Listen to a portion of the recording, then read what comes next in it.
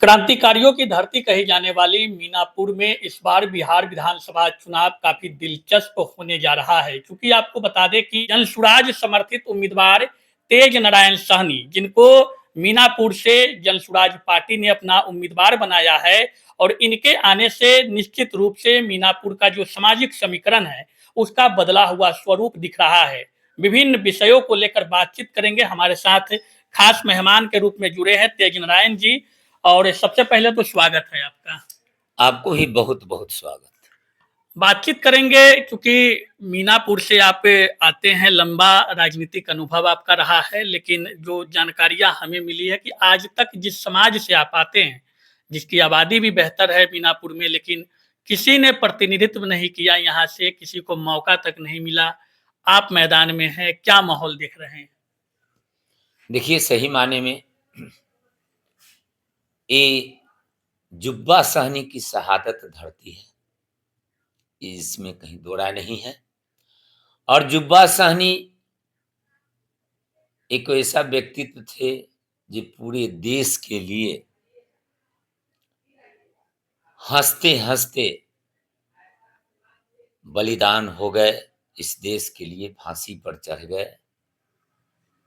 और आज तक उनका सही माने में सब लोग जुब्बा सहनी को नाम जपते हैं, और जुब्बा सहनी के नाम जप कर अपना काम बनाते हैं।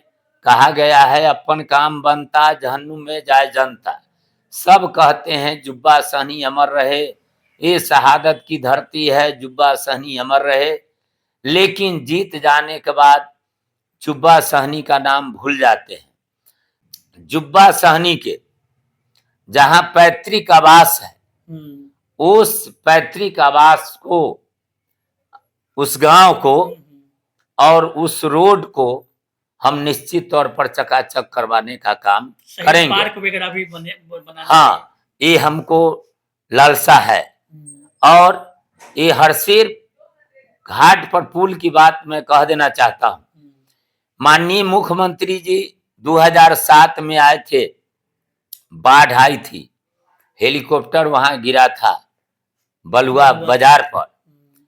वो हम लोग उस समझिए जो वहां थे, हम लोग एनडीए में थे वहां जदयू में थे। उन्होंने घोषणा किया, माननीय मुख्यमंत्री जी, जे पानी घटेगा, दहाड़ समाप्त होने के बाद यहाँ हरसेर घाट पर हम पुल बनाएंगे। लेकिन वो भी ठंडा बस्ता में चला गया, वो भी समझिए जे कह के चले गए, नहीं बनाए। लेकिन यदि हमारी सरकार बनी, हम आ गए विधानसभा जीत के, तो हमारा ये सब लड़ाई निश्चित तौर पर रहेगा और मैं पुल बनवाने का हरसम प्रयास करूंगा। चुनौती किस प्रकार की दिख रही है? सामने 2 बार के विधायक आपके हैं, एनडीए से भी प्रत्याशी होंगे, नई पार्टी जनसुराज है। जनता के बीच में तेज नारायण सहनी अपना विश्वास जमाने में कितना कामयाब होते दिख रहे हैं? देखिए, हम 35 साल से मेरा राजनीतिक करियर है और मेरे बारे में सब लोग जानते हैं, और हम चैलेंज भी देते हैं। हम बेदाग हैं, हम पर कोई दाग नहीं है, क्योंकि आज तक 35 साल के राजनीतिक करियर में कोई माई का लाल नहीं कहेगा जे तेज नारायण सहनी 5 रुपया पुलिस के नाम पर, ब्लॉक के नाम पर, किसी विकास के नाम पर या व्यक्तिगत काम के नाम पर 5 रुपया ले लिया है।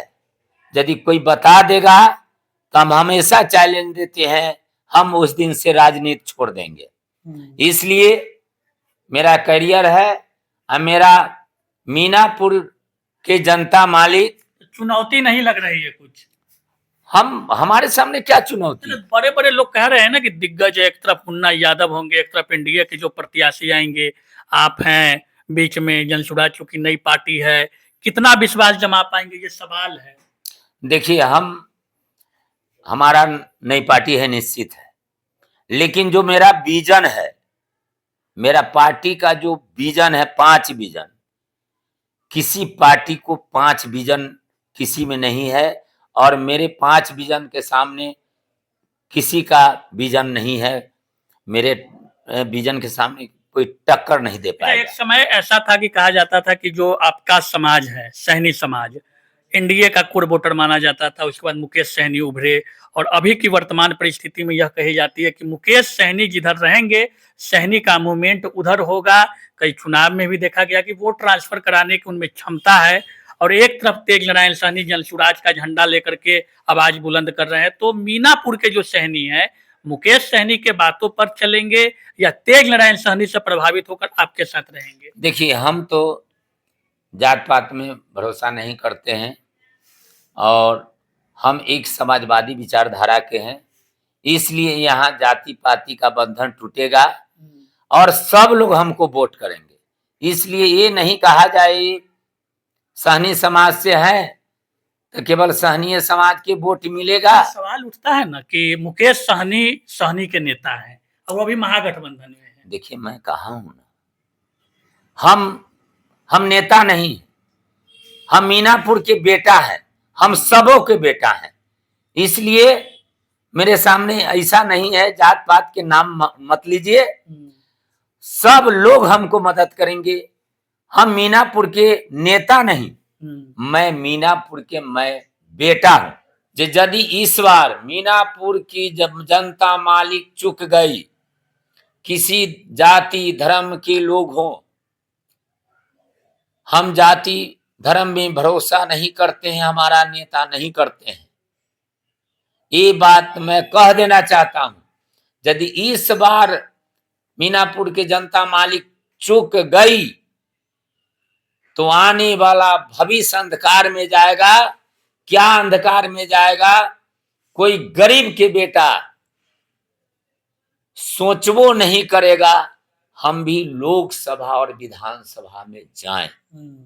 भूल को भी नहीं सोचेगा, भूल कर भी नहीं सोचेगा। हिम्मत नहीं मिलेगी, एकदम हिम्मत नहीं मिलेगा और न टिकट मिलेगा। इसलिए यदि खास करके मैं अपनी मालिकों से कह रहा हूं, मीनापुर जनता मालिकों से, हे मालिकों, आप अपना भविष्य के बारे में सोचिए, अपने बाल बच्चों के बारे में सोचिए, ताकि आने वाला समय गरीब का बेटा भी सोचेगा कि हम विधानसभा लोकसभा में जाएंगे।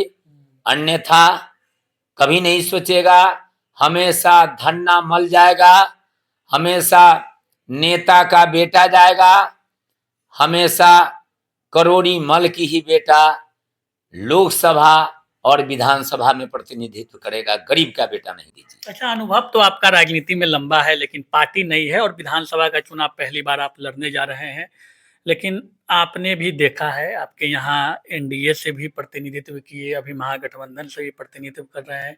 मीनापुर के संरचना में कौन सी ऐसी बड़ी समस्या है जिस पे काम होनी चाहिए थी, जिस पे काम किसी ने किया नहीं? देखिए, समस्या तो जो आज का परिवेश है,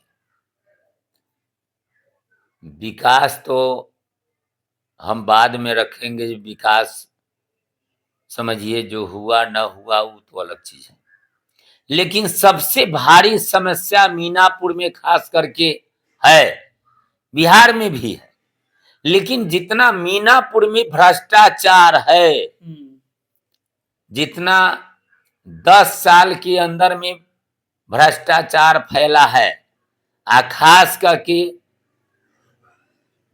आज माननीय मुख्यमंत्री जो बिहार के मुखिया हैं नीतीश कुमार जी, 5 साल का मेरा जो अनुभव है, 5 साल अच्छा चला। इसके बाद जो भ्रष्टाचार का पूरे बिहार में बढ़ावा हुआ, लेकिन मीनापुर में जो भ्रष्टाचार है, मैं समझता हूं बिहार में किसी भी कोना में भ्रष्टाचार नहीं है।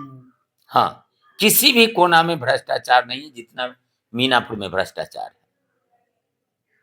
सबसे बड़ी समस्या भ्रष्टाचार, बहुत भारी समस्या भ्रष्टाचार। बाढ़ भी तो आपके यहाँ एक बड़ी समस्या है और बाढ़ अभी भी स्थिति जो दिख रही है, जल प्रलय की स्थिति। हाँ, निश्चित तौर पर बाढ़ जो है अब देखिए बहुत दिनों के बाद ये कार्तिक माह में बाढ़ आई है।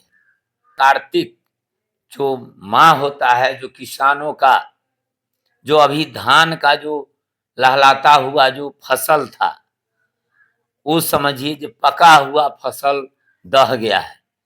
ये तो बड़ा भारी समस्या है और इस समस्या पर सरकार को देखना चाहिए। अभी चुप्पी साधे हुए हैं, बाढ़ पर बोल रहे हैं, जब पूरा समझिए जो पका हुआ धान है वो समाप्त हो गया। ये 10,000 रुपया से क्या होगा ये समझिए जनता को।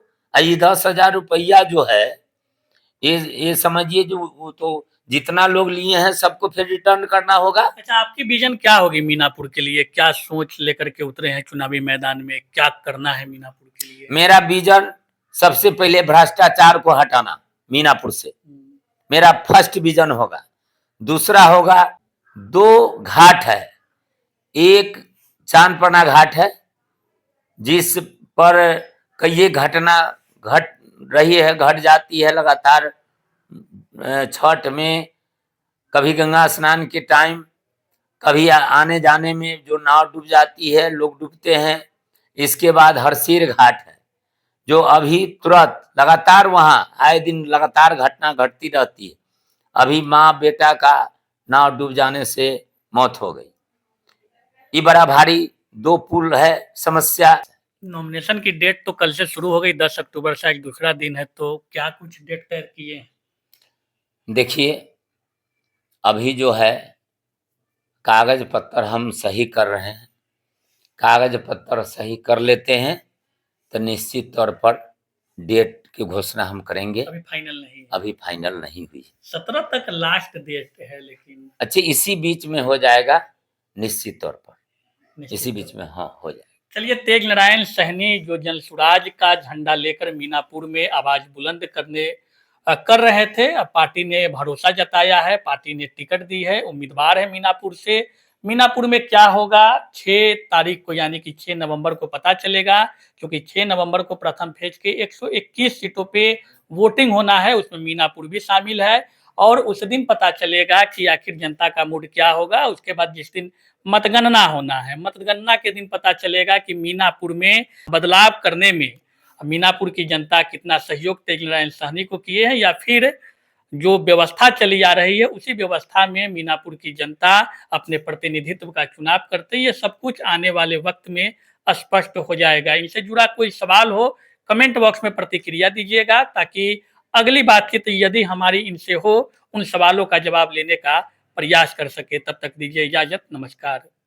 शादी का फर्नीचर सेट 34,500 से स्टार्ट। AFZ फर्नीचर के ऑफिशियल यूट्यूब चैनल पर विजिट करिए विशेष जानकारी के लिए और परचेज करिए बिहार के सबसे बड़े शोरूम से।